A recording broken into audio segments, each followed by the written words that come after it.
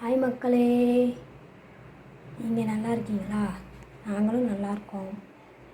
வாங்க இன்றைக்கி செட்டிநாடு உட்காரு பார்க்கலாம். இந்த உலக்கில் அரை வீசம் ரவையை வறுத்து வச்சுருக்கேன். அதே உலக்கில் அரை வீசம் பாசிப்பருப்பு போட்டு வறுத்து ஊற வச்சு வேக வச்சுருக்கேன். இது மாதிரி பாருங்கள். நம்ம செய்யலாம் வாங்க. ரவையை கேசரிக்கு மாதிரி தண்ணி ஊற்றி வேக வச்சுக்கலாம். பாசிப்பருப்பு இப்படி தண்ணி வடிய வச்சுக்கலாம். கேசரிக்கு மாதிரி நெய் ஊற்றி முந்திரி இதெல்லாம் போட்டு வேக வச்சு பாசிப்பருப்பை எடுத்து கொட்டி கிளறிக்கலாம்.